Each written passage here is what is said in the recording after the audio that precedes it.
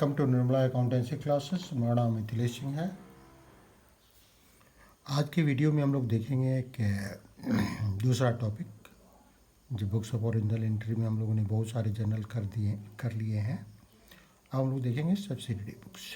Subsidiary books को special purpose books भी कहा जाता है या स्पेशल जर्नल भी कहा जाता है या बुक्स ऑफ ओरिजिनल एंट्री भी इसको कहा जाता है। जर्नल बनाना हम लोगों ने सीखा है। जर्नल की काफ़ी प्रैक्टिस हम लोगों ने की है, लेकिन अब हम लोग बात कर रहे हैं सब्सिडरी बुक्स। सब्सिडरी बुक्स क्या है actually? Subsidiary books specific journal है जो स्पेसिफिक नेचर के ट्रांजैक्शन के लिए बनाया जाता है। बिजनेस में हम देखते हैं कि बिजनेस ट्रांजैक्शन होता है, उसमें कुछ की फ्रिक्वेंसी बहुत ज़्यादा होती है, वो बार बार रिपीट होते हैं, और कुछ ट्रांजैक्शंस ऐसे होते हैं कि जो महीने में एक बार आते हैं, 2 बार आते हैं अधिक, और कुछ ही ट्रांजैक्शन ऐसे होते हैं जो बार बार रिपीट होते हैं, बार बार इनकी फ्रिक्वेंसी बहुत ज़्यादा होती है। जैसे कैश है, कैश का transaction including bank and discount colon bar bar, that including discount colon और बैंक कोलन बार बार होता है।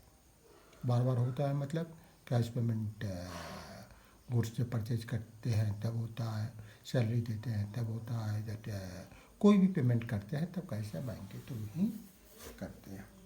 तो एक तो कैश है, दूसरा सेल्स भी हमारे बार बार होते हैं, परचेजेज भी बार बार होते हैं।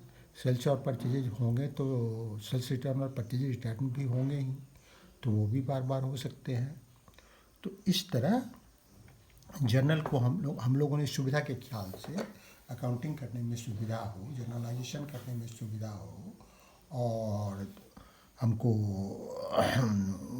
जो जर्नल का वॉल्यूम है वो बहुत अधिक नहीं हो जाए, उसको हैंडल करने में दिक्कत होने लगे, ऐसी इन सब चीज़ों के लिए जो स्पेसिफिक नेचर का ट्रांजैक्शन है उसके लिए अलग बुक ही बना दिया जाता है, एक रजिस्टर अलग बना दिया जाता है, और उन्हीं में उनकी एंट्री की जाती है।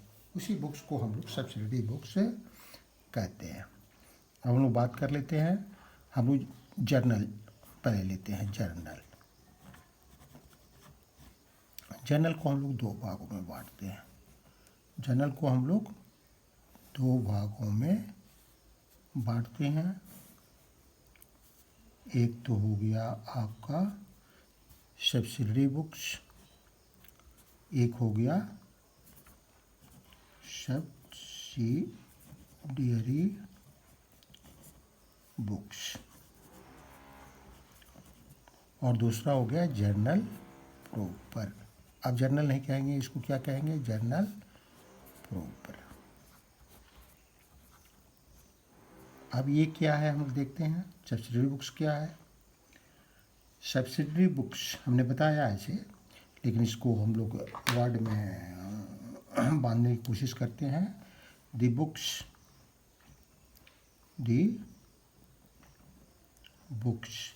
in which business transactions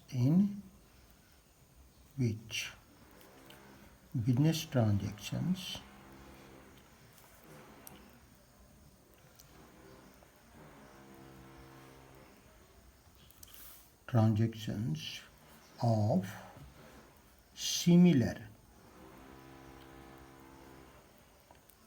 and repetitive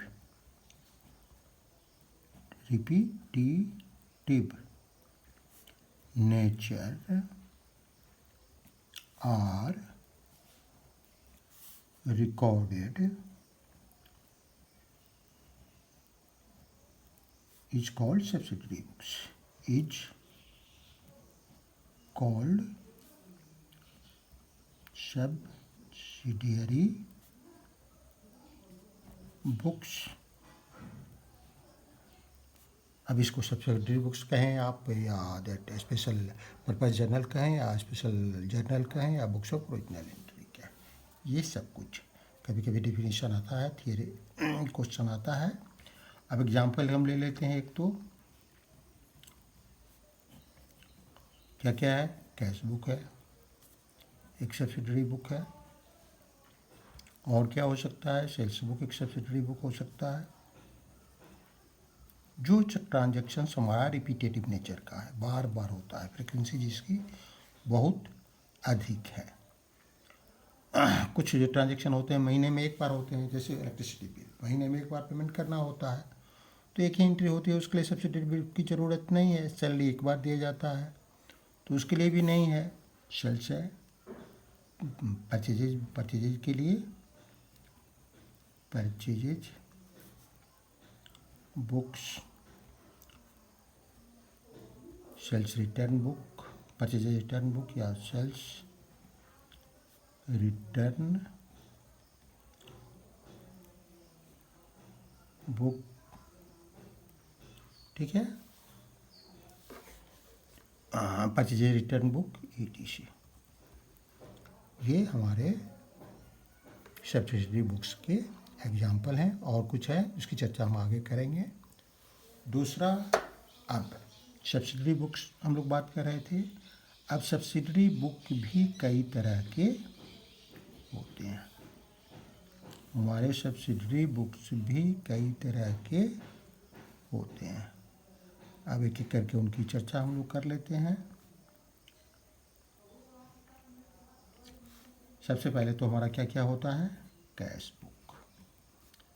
cash book क्या होता है मैं बात करूँगा। दूसरा है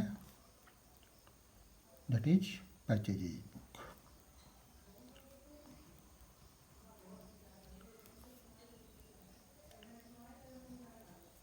तीसरा क्या है? Sales book. चौथा क्या है? Purchases return book. पांचवा क्या है? पांचवा क्या है?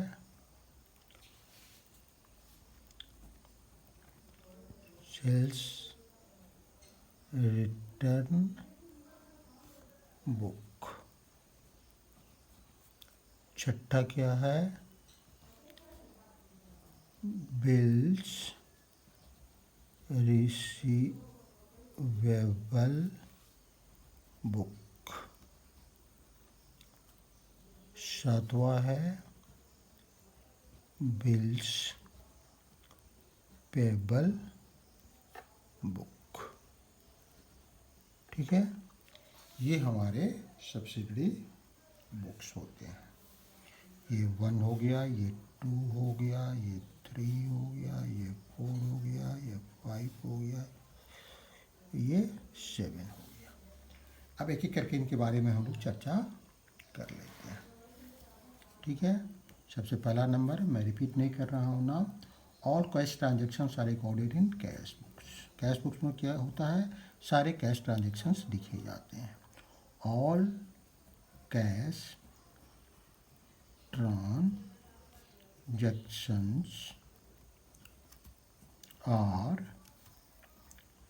recorded in the cash book. Clear है? कैश बुक में कैश के सारे ट्रांजेक्शन्स, चाहे किसी तरह के कैश ट्रांजेक्शन हो, वो गुड्स के सेल्स के हो, गुड्स के रेंट देने के हो, सैलरी देने के हो, इलेक्ट्रिसिटी चार्जेस देने के हो, दैट इज फिक्स एसेट खरीदने के हो, सैलरी पेमेंट करने के हो, किसी तरह के। सेकंड, चाहे रिसीट हो या पेमेंट हो, उसी तरह कमीशन रिसीव करने का हो, इंटरेस्ट रिसीव करने का हो, शेयर प्रोसीड्स रिसीव करने का हो, दैट और अदर कोई भी इनकम हो, डिविडेंड रिसीव करने का हो, वगैरह। अब दूसरा ट्रांजेक्शन दूसरी चीज़ लेते हैं, परचेजेज बुक क्या है? All credit purchases, all credit purchases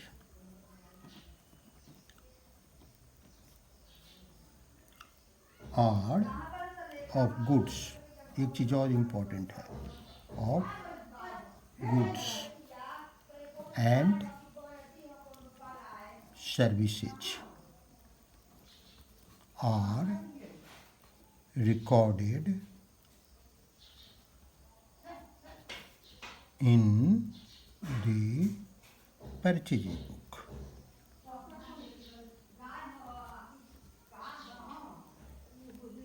purchase book में जितने भी क्रेडिट परचेज गुड्स के हैं या सर्विसेज के, अगर हम गुड्स में डील करते हैं, किस चीज़ में डील करते हैं तो गुड्स कहते हैं, और या सर्विस अगर हम प्रोवाइड कर रहे हैं तो सर्विसेज में, लेकिन वो क्रेडिट पर होना चाहिए। कैश होगा तो वो कैश बुक में उसकी एंट्री हो जाएगी। नेक्स्ट, अगर दैट एसेट का क्रेडिट परचेज होगा तो उसकी एंट्री इसमें नहीं होगी। वो सिर्फ गुड्स का जब क्रेडिट परचेज हो गया, सर्विसेज का क्रेडिट परचेज होगा, तभी इसमें इसकी एंट्री होगी। अब सेल्स बुक में क्या होता है? All credit sales of goods and services are recorded in the sales book। ठीक है। अब next, purchase return book. The returns of goods purchased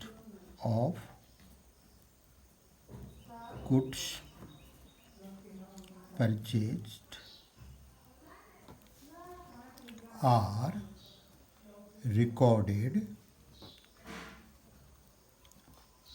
in the purchase return book। Purchase return book। Clear है? जितने credit purchase रहते हैं उनके goods purchase are returns of goods purchased on credit are recorded. Goods purchased on credit, purchased on credit are recorded in the purchase return book. Next, the returns of goods sold and credit are recorded in sales return book।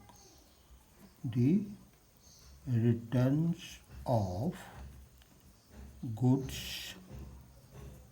sold on credit are recorded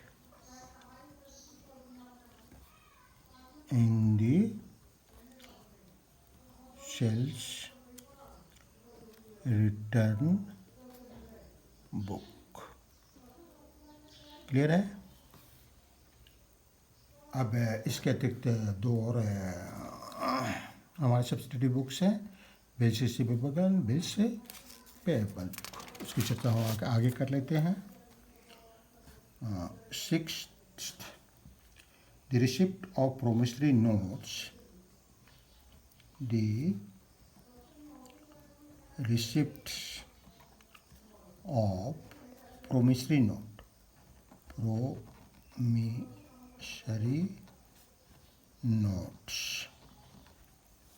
promissory notes और हुंडी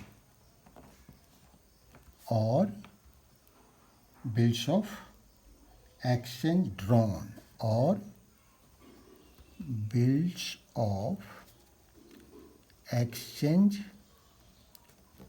drawn are recorded in bills receivable book. Clear है? Promissory note आप समझते हैं, कोई promise करके हमको एक नोट देता है कि हम इतना पैसा आपको इतने दिन के बाद देंगे। उसी तरह हुंडी भी होता है, जो एक इंडियन या दैट स्टाइल है, उसको हुंडी कहते हैं। वो भी उसमें एक प्रॉमिस रहता है कि इतने दिन के बाद हम इतना पैसा देंगे। बिल्स ऑफ एक्सचेंज क्या है? बिल्स ऑफ एक्सचेंज एक ऐसा डॉक्यूमेंट है, इंस्ट्रूमेंट है, निगोशिएबल इंस्ट्रूमेंट है, जो कोई भी जो सेलर होता है वो अपने डेटर पर लिखता है कि आप इतने दिन के बाद हमको इतना पैसा दीजिए, और वो उसको एक्सेप्ट कर लेता है, और एक्सेप्ट करके उसको लौटा देता है। लौटा देता है मतलब यहाँ रिसिप्ट हो गया। तो यहाँ ऐसी सारे जो चीज़ें हैं, वो ये डॉक्यूमेंट्स हैं, उनकी एंट्री इसमें की जाती है, क्योंकि वो एज गुड एज कैश होते हैं। कुछ दिनों के बाद उससे हमारे एक एसेट होते हैं, कुछ दिनों के बाद उनसे पैसा मिलना होता है। एक चीज़ और इम्पोर्टेंट, मैंने यहाँ केवल गुड्स लिखा, क्यों यहाँ गुड्स परचेज लिखा, गुड्स शोड लिखा रिटर्न में, है ना, परचेज रिटर्न्स बुक में, सेल्स रिटर्न बुक में। क्यों लिखा? इसलिए लिखा कि सर्विसेज अक्सर हाँ का नेचर ऐसा होता है कि सर्विसेज रिटर्न नहीं होता है।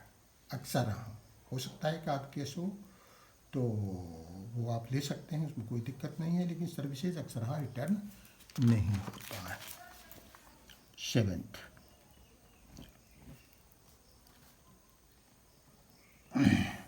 The issues of promotional note, जैसे हम रिसिप्ट करते हैं उसी तरह द इशू करते हैं issues of promissory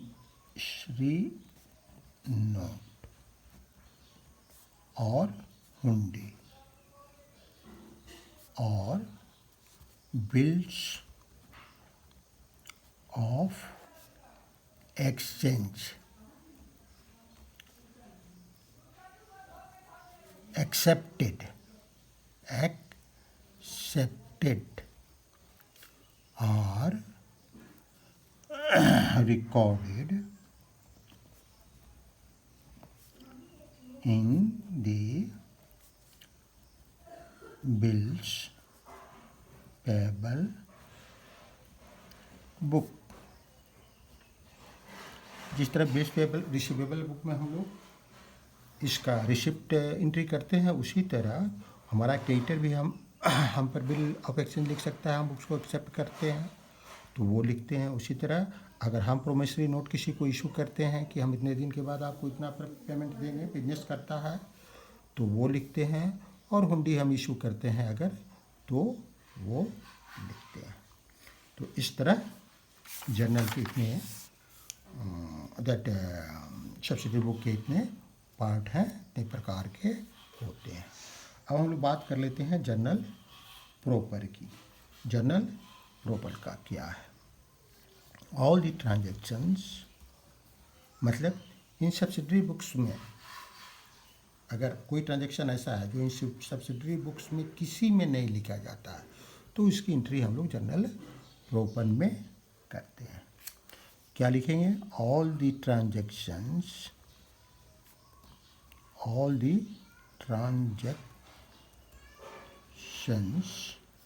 which couldn't be recorded, which couldn't be recorded in any of the subsidiary book, any of the subsidiary book, any of the subsidiary book are recorded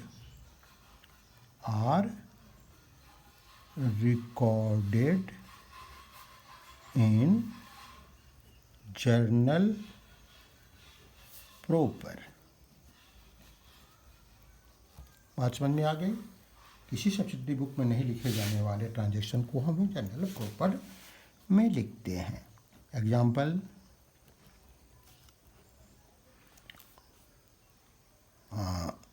credit,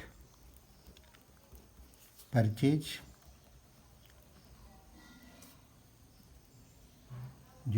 और sales of fix asset या asset भी लिख सकते हैं, तो ये goods जब हम कहते हैं तो हम समझ सकते हैं assets that depreciation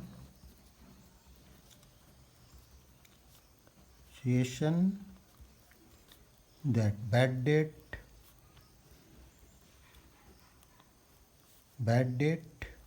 etc.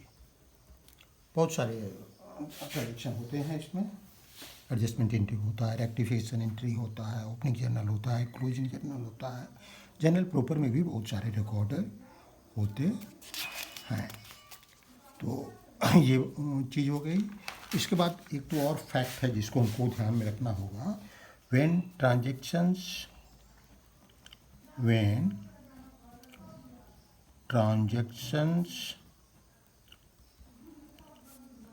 are recorded in the subsidiary books,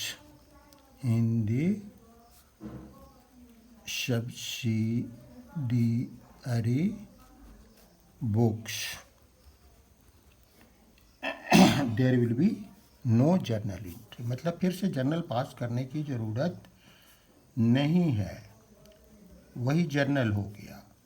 subsidiary book में लिख लिया गया, इसका मतलब वो जर्नलाइजेशन हो गया। Will be no journal entry. Clear है? इसको ध्यान देने की ज़रूरत है। ठीक है, अब हम लोग आगे बढ़ते हैं। एक एक करके जितने सब्सिडरी बुक्स हैं उसके बारे में हम लोग एक एक एग्जाम्पल लेंगे, इलस्ट्रेशन लेंगे, फिर हम लोग आगे बढ़ेंगे। अब सबसे पहले मैं बात कर रहा हूँ कैश बुक की। कैश बुक क्या है? कैश बुक में सारे कैश की रिसिप्ट या पेमेंट लिखे जाते हैं। All cash receipts are recorded on the debit side and all cash payment are recorded on the credit side of cash book. ठीक है, जितने रिसिप्ट हैं कैश के उसको कैश बुक के डेबिट साइड में लिखते हैं, और जितने पेमेंट है कैश के उसको कैश बुक के क्रेडिट साइड में लिखते हैं। सिंपल फंडा है, कोई भी इसमें रॉकेट टेक्नोलॉजी नहीं है, बहुत ही सामान्य चीज़ है, आपको याद भी रहेगा। जब बैलेंसिंग करते हैं कैश बुक तो इसका एक बात ध्यान रखें, it always has debit balance. Cash book का हमेशा डेबिट बैलेंस रहता है, बैंक कोलन का नहीं, डिस्काउंट कोलन का नहीं, लेकिन कैश कोलन का हमेशा डेबिट बैलेंस रहता है। क्यों रहता है? इसलिए रहता है, कैश आपके पास होगा, रिसिप्ट साइड में सारे कैश लिखे जाते हैं। कैश होगा तभी ना आपके पास बैलेंस होगा, या तो अधिक से अधिक जीरो बैलेंस हो सकता है। नेगेटिव बैलेंस कैश कोलन का नहीं हो सकता है। बैंक कोलन का ओवरड्राफ्ट की स्थिति में हो सकता है, दैट डिस्काउंट में हो सकता है। जब triple colon double colon cash का कॉलम कैश बुक बनाया जाएगा, लेकिन कैश जो पार्टिकुलर कॉलम है उसका डेबिट बैलेंस कभी नहीं होता है। It is a subsidiary book, एक सब्सिडियरी बुक है, and a principal book. Cash book एक सब्सिडियरी बुक भी है, एक प्रिंसिपल बुक का मतलब है एक लेजर भी है। प्रिंसिपल बुक हमारा क्या होता है, लेजर अकाउंट्स। तो ये एक लेजर अकाउंट्स भी है। क्लियर कर दें, it is both A journal और जर्नल एंड ए लेजर इसलिए कि ये प्राइमरी रिकॉर्ड है तो जर्नल है, प्राइमरी बुक है तो जर्नल है, और एक सब्सिडरी बुक भी है, प्रिंसिपल बुक भी है। और लेजर इसलिए है कि इसका जो फॉर्मेट होता है ऑलमोस्ट लेजर क्या है, ऑलमोस्ट क्या बिल्कुल लेजर की तरह ही होता है, और उसी तरह इसको बनाते हैं। अब हम लोग आगे बढ़ते हैं। कैश बुक के भी कई प्रकार होते हैं, कैश बुक के भी कई प्रकार होते हैं। कैश बुक के कौन कौन से प्रकार होते हैं, पहला हम लोग ले लेते हैं single colon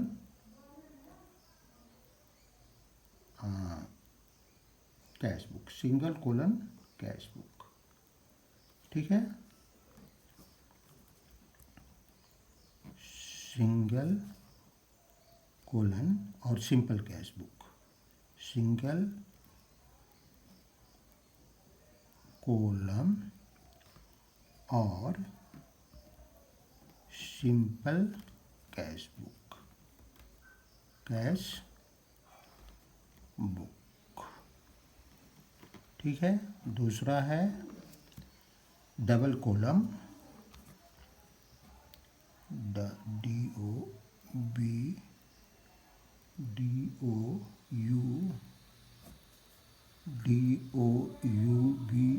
double column, double और टू कोलन्स भी कहते हैं, टू कोलन्स कैश बुक। तीसरा हमारा है 3 और ट्रिपल कोलन्स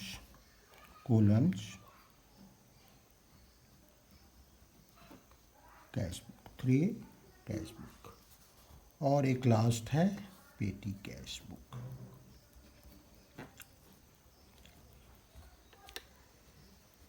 इन हर तरह की कैश बुक की हम चर्चा करेंगे। अब सिंगल कोलन कैश बुक में सिर्फ कैश कोलन होता है, कैश के लिए एक कॉलम होता है। डबल और टू कॉलम्स कैश बुक में 3 तरह के दैट हो सकते हैं, 3 तरह के दैट कैश बुक 3 तरह से हो सकते हैं। लेकिन हमारे सिलेबस के अनुसार सिर्फ डबल कोलन कैश बुक में कैश और बैंक कोलन, क्या क्या, कैश एंड बैंक कोलन्स, ठीक है। इसमें क्या हो सकता है, एक दूसरा भी हो सकता है cash and discount columns,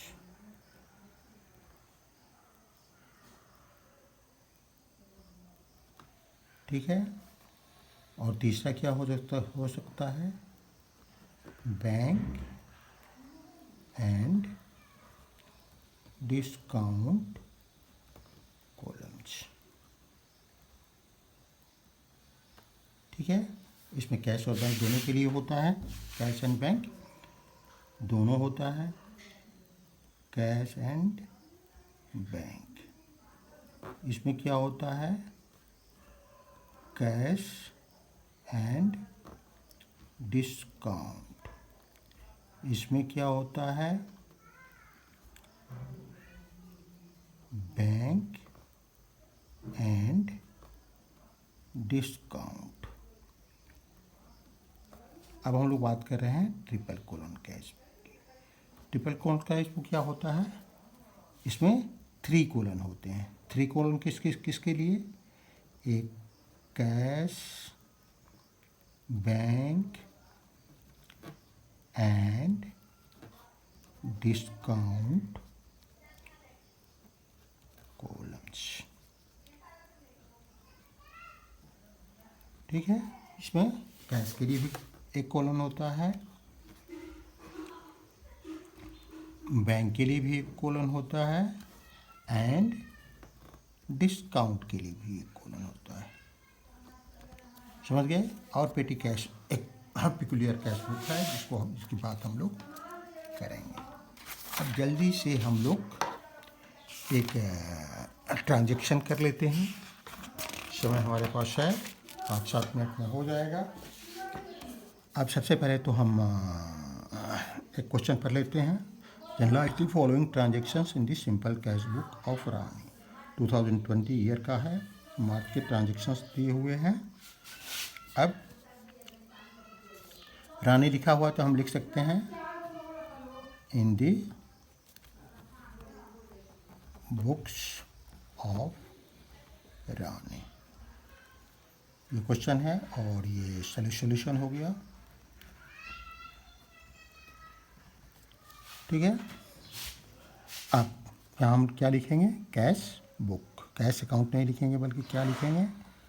cash book. जैसे हम लोग लेजर अकाउंट बनाते हैं, लेजर फॉर्मेट मैंने शायद आपको बताया है, तो फिर से भी मैं बता रहा हूँ। जैसे लेजर अकाउंट बनाते हैं उसी तरह इसके भी 4 कॉलम होते हैं। इसके जैसे कॉलम होते हैं, इसको पहले तो हम लोग 2 भागों में बांटेंगे। ठीक है, अब लेफ्ट हैंड साइड को हम लोग डेबिट लिखते हैं, राइट हैंड साइड को क्रेडिट लिखते हैं। अब लेफ्ट हैंड साइड में भी 4 कॉलम होते हैं। कौन कौन से, ये हम लोग बात करेंगे।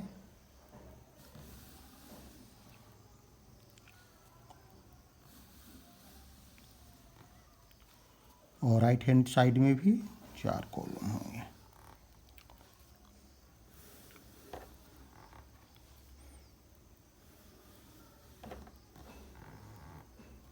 ठीक है, ये डेट का कॉलम होगा, दूसरा पार्टिकुलर्स का कॉलम होगा,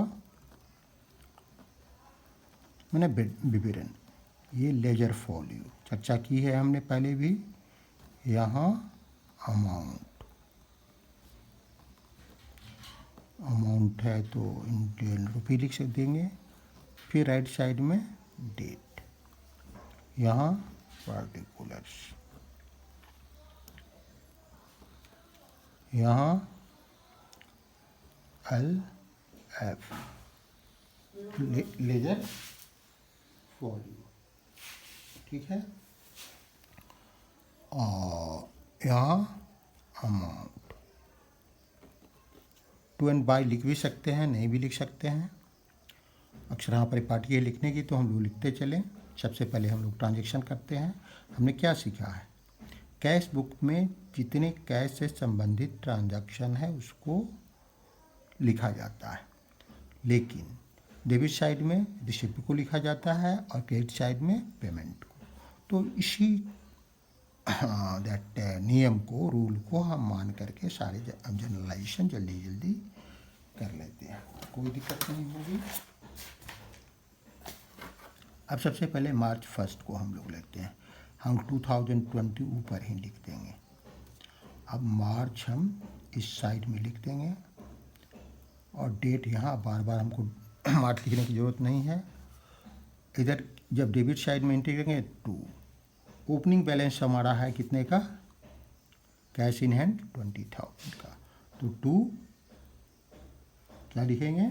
2 बैलेंस BD, 2 बैलेंस BD मतलब ब्रॉट डाउन। कब से? LF यहाँ लिखने की ज़रूरत नहीं है। जो प्रैक्टिकल अकाउंटिंग होती है उसमें इसकी ज़रूरत पड़ती है। अमाउंट क्या है हमारा? 20,000। अब सेकंड हमारा फोर्थ का, तो यहाँ फोर्थ बॉट गुड्स फॉर 18,000। तो अभी हम क्या कर रहे हैं, अभी हम बॉट कर रहे हैं तो पैसा खर्च कर रहे हैं, पेमेंट कर रहे हैं। पेमेंट कर रहे हैं तो किधर लिखेंगे, क्रेडिट साइड में। यहाँ मार्च लिख देंगे, यहाँ फोर्थ लिख देंगे। तो यहाँ क्या लिखेंगे, बाई परचेजेज अकाउंट, कितना 18,000। ठीक है। नेक्स्ट है सोल्ड गुड्स फॉर कैश 7 मार्च को। तो जब सोल्ड किया गुड्स तो क्या होगा, पैसा मिलेगा। टू सेल्स अकाउंट, कितना 9,000।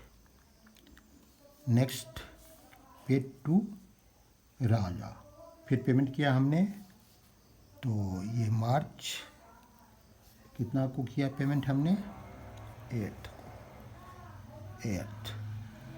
बाई राजा अकाउंट लिख सकते हैं, राजा अकाउंट बाई राजा लिख सकते हैं, बाई राजा अकाउंट।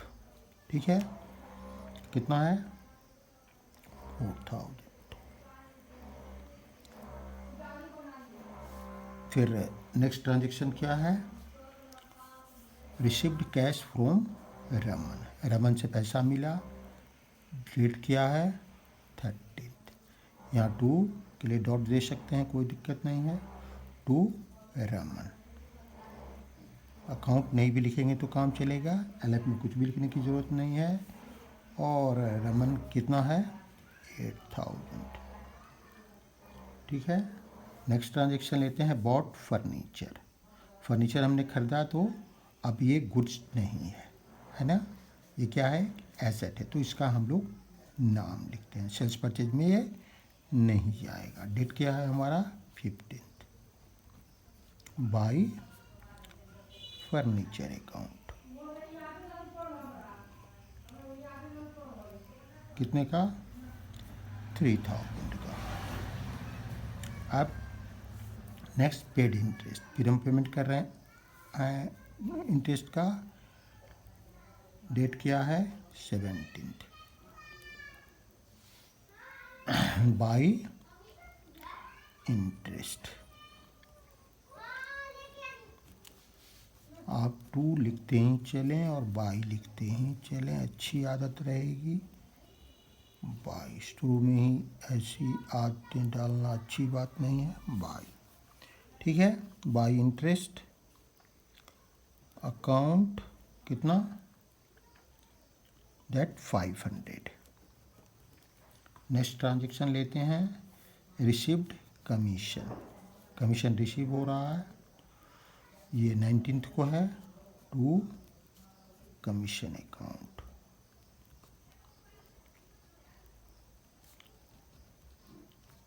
कितना मिल रहा है कमीशन 400। नेक्स्ट क्या है withdrew cash for personal use, personal use के लिए कॉस्ट विड्रॉ करते हैं तो क्या होता है बाई, ये भी एक खर्च है, पेमेंट है जो पर्सनल यूज के लिए ऑनर ले रहा है। ड्राइंग अकाउंट, कितना 2,000। नेक्स्ट क्या है पेड इलेक्ट्रिसिटी बिल, ये डेट क्या है 25th by electricity account, amount कितना है 800। नेक्स्ट पेड सैलरी, ये भी पेमेंट है, डेट 27th है, तो बाई सैलरी अकाउंट। ठीक है, अमाउंट कितना हुआ 1,200। नेक्स्ट कैश सेल्स, फिर हम लोगों ने कैश सेल किया तो पैसा आया और डेट है 29th, तो टू सेल्स अकाउंट, कितना 8,000। ठीक है, bought 31st, bought goods from Ram on credit, on credit, Ram on credit, Ram से क्रेडिट पर गुड्स खरीदा गया 3000 का, तो इसकी एंट्री इसमें कैश बुक में नहीं होगी, इसकी एंट्री कैश बुक में नहीं होगी। ठीक है। अब हम लोग राजा अकाउंट है, इसको राजा अकाउंट भी लिख सकते हैं, कोई दिक्कत नहीं है। रमन केवल नाम लिख सकते हैं कि राजा केवल नाम लिख सकते हैं, कोई दिक्कत नहीं है। अब हम लोग इसका बैलेंसिंग करेंगे। बैलेंसिंग करने का तरीका बहुत ही सिंपल है। बैलेंसिंग सबसे पहले हम लोग डेबिट को टोटल कर लेते हैं। नेचुरली जब कैश कॉलम केवल है तो डेबिट साइड ही ज़्यादा होगा। ये कितना है 45,400, 45,400 हम लोग टोटल कर भी लें। 0, 0, 4, 9 और 8 17 और 8 25 का 2 इन हैंड हुआ 1 और 2 4। ठीक है। अब यही अमाउंट हम लोग इस साइड लिख देते हैं। कितना 45,400, 45,400। अब लास्ट डेट को हम लोग बैलेंसिंग करते हैं। तो लास्ट डेट क्या है मार्च का, क्या होता है 31st। क्या लिखेंगे यहाँ, बाई बैलेंस CD, यहाँ BD नहीं लिखेंगे, कैरिड डाउन, क्या बैलेंस हमारा आया। तो बैलेंस हमारा आएगा 15,900, 15,900। ये आप देख लें, 5 और 8, 13 और 2, 15 और 9, 24 इन हैंड हुआ 2, 20, 24, 27, 29, 30, 35, 5 इन हैंड हुआ 3 और 1 4। क्लियर है। अब जो बैलेंस आया उसको नेक्स्ट महीने के फर्स्ट को हम लोग कैरी फॉरवर्ड करेंगे कैश बुक में। तो यहाँ क्या लिखेंगे, अप्रैल 1st। यहाँ क्या हो जाएगा, टू बैलेंस BD। ये ओपनिंग बैलेंस होगा अप्रैल के पहले दिन का 15,900। इस तरह हमारा कैश बुक कंप्लीट होता है। मुझे उम्मीद है कि ये वीडियो आपको बहुत अच्छा लगा होगा। आप इसको सब्सक्राइब जरूर करें। Thank you. नेक्स्ट क्लास में हम लोग डबल कोलन, ट्रिपल कोलन और PT कैश बुक तीनों करने का प्रयास करेंगे। Thank you. See you again.